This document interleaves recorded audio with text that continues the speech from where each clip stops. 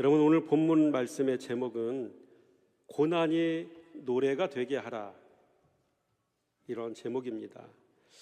여러분, 시편 118편은 유월절 등과 같은 절기와 성회 때에 애송되던 제1 할례시 중 마지막 시로 성전에 올라가는 사람들이 여호와를 찬양하는 송축시로 불렸습니다.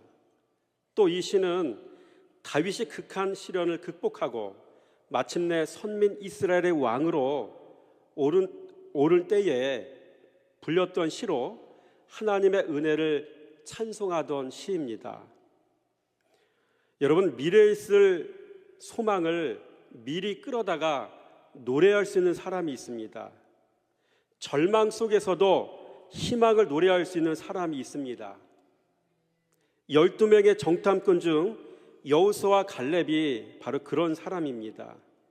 이들은 현상 이면에 있는 하나님의 축복을 바라볼 수 있는 사람이었기 때문입니다. 오늘 본문의 제목처럼 우리도 고난이 노래가 되게 하려면 6가지를 행해야 합니다. 첫째, 산을 넘어야 합니다. 여러분, 사람은 누구나 넘어야 할 산이 있습니다. 사람은 누구나 넘어야 할 산과 같은 큰 고난이 있습니다. 우리가 사는 세상이 광야이기 때문입니다. 광야는 불안전한 곳이기 때문에 예기치 않은, 바라지 않은 어려움들이 찾아오기 때문입니다. 또 우리는 나그네로 살고 있기 때문에 그렇습니다. 이 땅에 터잡고 주인 행세하는 사람들 때문에 고난이 없을 수가 없는 것입니다. 오늘 본문의 저자 다윗도 그랬고, 창세기에 나오는 야곱도 그랬고, 또 요셉도 그랬습니다. 여러분, 다윗 어떤 사람이었습니까? 사람 같지도 않은 장인어른 사울왕 때문에 죽을 고비도 여러 차례 넘겼고, 억울한 일을 당할 때 속에서 올라오는 불도 꾹꾹 참았어야 했습니다. 야곱은 어떻습니까? 여러분, 세상 천지에 자기 사이 품삯대 먹는 장인이 어디 있습니까? 자기 딸의 인생이 걸린 결혼 문제로 장난질하는 아버지가 세상에 어디 있습니까? 요셉은 어떻습니까? 믿는 도끼에 발등 찍혔습니다. 세상 천지에 자기 동생을 돈 받고 팔아먹는 인간이 어디 있습니까? 또 억울하게 강간범으로 누명 쓰고 옥에도 갇혔지 않습니까? 여러분, 이 세상은 광야입니다. 광야를 살다 보면 이처럼 높은 산을 만날 때가 있습니다. 그 산을 우리는 넘어야 합니다. 아멘. 그 산을 돌파해 내야 합니다. 요셉과 야곱과 다윗은 약속하신 말씀으로 그 산을 넘었습니다. 인생의 장애물을 돌파했습니다. 여러분, 성도는 말씀을 붙잡아야 광야 인생에서 만나는 높은 산을 넘을 수가 있습니다. 아멘. 둘째, 말씀을 의지해야 합니다. 광야 세상을 사는 성도는 의지할 대상이 있어야 합니다. 여러분, 사람은 믿는 구석이 있어야 광야 같은 세상을 살아갈 수가 있습니다. 그리고 그 믿는 구석도 아주 확실해야 합니다. 오늘 다윗은 여호와 하나님을 의지했습니다. 다윗에게 있어서는 아주 확실한 대상이, 믿음의 대상이 여호와의 말씀이었기 때문입니다. 여러분, 시편 118편 12절 말씀 한번 같이 한번 읽어보겠습니다. 시작. 그들이 별들처럼 나를 에워쌌으나 가시덤불에 불같이 타 없어졌나니 내가 여호와의 이름으로 그들을 끊으리로다. 아멘. 내가 여호와의 이름으로 그들을 끊으리로다. 여러분, 성도에게 있어 여호와 의지함은 곧 말씀 의지함입니다. 아멘. 아브라함은 여호와의 말씀을 의지하여 따라갔습니다. 창세기 12장 4절 말씀을 같이 한번 읽어보도록 하겠습니다. 시작. 이에 아브라함이 여호와의 말씀을 따라갔고 롯도 그와 함께 갔으며 아브라함이 하란을 떠날 때에 75세였더라. 아멘. 여러분, 우리 승희교회 성도님들은 무엇을 의지하고 따라가면 되겠습니까? 하루하루 일용할 양식으로 주시는 하늘 양식을 의지하며 따라가면 되는 것입니다. 아멘. 셋째, 구원을 경험해야 합니다. 그래야 광야 같은 세상에서 노래할 수가 있습니다. 성도는 고난 속에서도 주님의 구원을 경험해야 합니다. 시편 118편 24절 말씀 한번 읽어보겠습니다. 시작. 이날은 여호와께서 정하신 것이라 이날에 우리가 즐거워하고 기뻐하리로다. 아멘. 여러분, 본문에서 여호와께서 정하신 날은 곧 구원의 날을 가리킵니다. 아멘. 여러분, 다윗은 평소에 들에서 양을 치면서도 묵상하는 사람이었습니다. 그렇게 단련되었기에, 그래서 시편에 다윗이 쓴 글을 보면 그 내용이 굉장히 심오합니다. 그 내용이 깊이가 굉장히 깊습니다. 여러분, 성도는 말씀을 생명으로 만나야 죄에서 구원을 받을 수가 있습니다. 아멘. 성도는 말씀을 생명으로 만나야 나에게서도 구원을 받을 수가 있습니다. 그래서 말씀을 생명으로 만나야 내가 어떤 존재인지 알게 되고, 내가 왜 죄인인지 알게 되고, 내가 왜 짐승인지 알게 되고, 내가 왜 미련한 인생인지 알게 되고, 그래야 죄악 덩어리 나에게서 구원을 받습니다. 그래서 베드로는 예수님께 주여 나를 떠나서서 나는 죄인으로소이다 라고 고백했던 것입니다. 그래서 말씀을 생명으로 만나야 더 이상 모순 덩어리인 자신을 의지하지 않게 됩니다.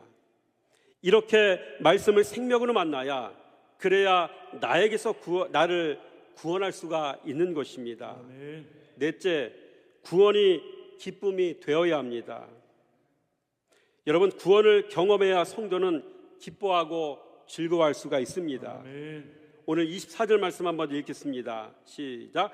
이날은 여호와께서 정하신 것이라 이날에 우리가 즐거워하고 기뻐하리로다. 아멘. 우리가 즐거워하고 기뻐하리로다.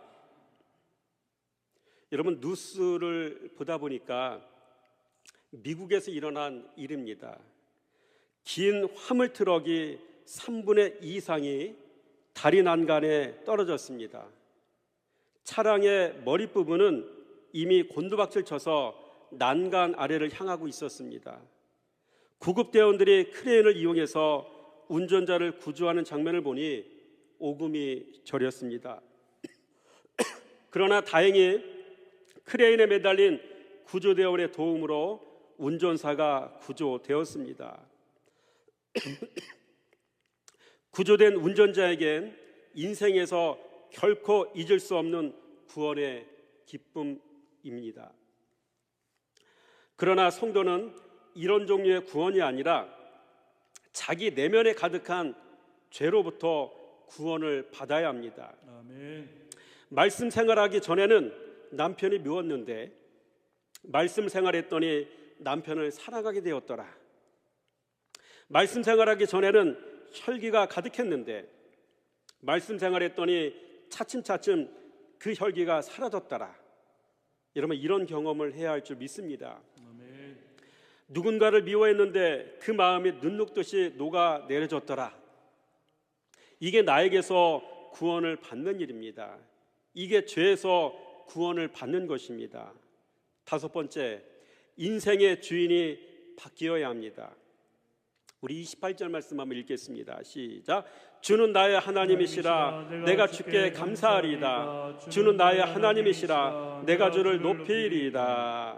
주는 나의 하나님이시라. 여러분, 죄에서 구원받는 은혜를 경험한 성도는 반드시 주님을 주인으로 모시고 살아가야 합니다. 죄에서 구원받은 은혜를 경험한 성도는 반드시 말씀의 종으로 살아야 합니다. 아멘. 그래서 인생의 절망에서 구원받은 소경 바디메오는 길에서 주를 따라갔습니다. 주님의 제자가 되었습니다. 마가복음 10장 52절 말씀 한번 읽어보겠습니다. 시작. 예수께서 이르시되 가라 내 믿음이 너를 구원하였느니라 하시니 그가 곧 보게 되어 예수를 길에서 따르니라. 아멘. 진리를 만난 사람은 반드시 주님을 따르는 제자가 됩니다. 그분의 제자가 되어 그분의 종으로 살아갑니다. 예수님의 제자들이 하나같이 다 그랬습니다. 예수님의 말씀을 듣고 태도가 급변했습니다.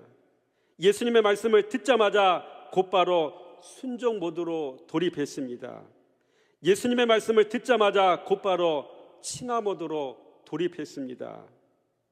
여러분, 요한복음 1장 37절과 38절 말씀 한번 읽겠습니다. 시작. 두 제자가 그의 말을 듣고 예수를 따르거늘 예수께서 돌이켜 그 따르는 것을 보시고 물어 이르시되 무엇을 구하느냐 이르되 랍비여 어디 계시오니까. 아멘. 오늘도 마찬가지입니다. 주님 품에 안길 사람은 말씀을 던져보면 그냥 압니다. 주님 품에 안길 사람은 즉시 알아챕니다. 이 말씀이 주님의 말씀인지 사람의 말인지. 요한복음 10장 27절 말씀만 읽어보겠습니다. 시작. 내 양은 내 음성을 들으며 나는 그들을 알며 그들은 나를 따르느니라. 아멘. 여러분, 마지막입니다. 영원히 주님을 신뢰하며 살아야 합니다. 그래야 고난 중에도 노래할 수가 있습니다. 이름하여 무한 신뢰. 여러분, 29절 말씀 한번 읽어보겠습니다. 시작. 여호와께 감사하라. 그는 선하시며 그 인자하심이 영원함이로다. 그 인자하심이 영원함이로다. 여러분, 다윗의 여호와 신뢰를 암시하는 표현 아니겠습니까? 여러분, 신앙에 두 가지 훈련이 있습니다. 신뢰 훈련과 인내 훈련입니다.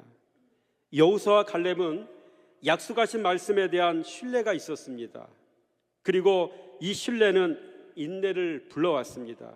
그래서 모든 신앙인들의 신앙의 핵심 포인트는 바로 신뢰와 인내입니다. 신뢰, 인내. 이 두 가지였습니다. 여러분, 여리고 성이 무너질 때 기생 라합은 약속 신뢰라는 생명줄 붙잡았다가 자신의 생명을 건진받을 수 있었습니다. 자식이 없어 고통 중에 20년 동안 살았던 한나는 주의 종 엘리를 통해 주신 하나님의 약속의 말씀을 붙잡았다가 약속한 아들 사무엘을 얻었지 않습니까? 또 아브라함은 약속 믿고 25년 기다렸다가 독자 이삭을 얻지 않았습니까? 또 여선지자 안나는 약속받고 84세의 나이가 되기까지 성전을 떠나지 아니하고 주야를 금식함으로 주님을 섬기지 않았습니까? 여러분, 벼가 익어 고개 숙이기까지는 시간이 필요합니다. 진리를 머금은 성도는 그리스도로 무르익기까지 인내하는 시간이 필요합니다. 아멘. 따라서 하겠습니다. 온전 신뢰, 온전 신뢰, 무한 신뢰. 무한 신뢰. 그렇습니다. 이 온전 신뢰와 무한 신뢰라야 승리가 있고 기쁨의 찬양이 있을 수가 있는 것이죠. 아멘. 아무쪼록 저와 여러분의 모든 삶 가운데 이와 같이 광야 같은 세상을 살고 있지만 그 가운데서도 주님의 은혜로 늘 기쁨의 찬송을 부를 수 있는 은혜가 우리 모두의 삶 속에 있어지기를 주님의 이름으로 축원함을 드립니다. 아멘. 기도하겠습니다. 아버지, 오늘 우리는 주님의 부활로 기쁨의 50일을 선포하며 한 주를 보내는 중 첫 주를 맞았습니다. 부활의 기쁨도 잠시 광야 같은 세상을 살기에 기쁨을 잃어버리기 쉬운 우리에게 오늘 말씀을 통하여 고난 중에도 기쁨을 잃지 않는 법을 가르쳐 주셨습니다. 주님의 말씀을 의지하여 세상으로부터 오는 높은 산을 넘을 수 있어야 하고 끊임없이 말씀으로 자신의 죄성과 싸운 결과 나에게서 구원을 받아 그리스도로 인내하는 삶을 살아야 광야 같은 세상에 살면서도 고난 중에 노래할 수 있다고 말씀하셨습니다. 아멘. 우리 앞을 떠난 모든 신앙의 선조들이 그러했다라고 말씀하셨습니다. 여선지자 안나, 사무엘의 어머니 한나, 여리고 성에 살아남은 기생 라합, 25년 만에 아들을 품에 안을 수 있었던 아브라함, 요셉, 야곱, 다윗, 이들 모두가 우리의 신앙의 아름다운 모델이 될 수 있었던 것을 우리가 말씀을 통해 확인했습니다. 이제 우리가 나아가야 할 길을 분명하게 보여주심에 감사함을 드립니다. 아멘. 이 길 잘 걸어가다 이 길 끝에서 영생을 만나는 우리 모두가 되게 해주시길 원합니다. 아멘. 모든 것 감사드리며 우리 구주 예수 그리스도 이름으로 감사하며 축복하며 기도드렸습니다. 아멘.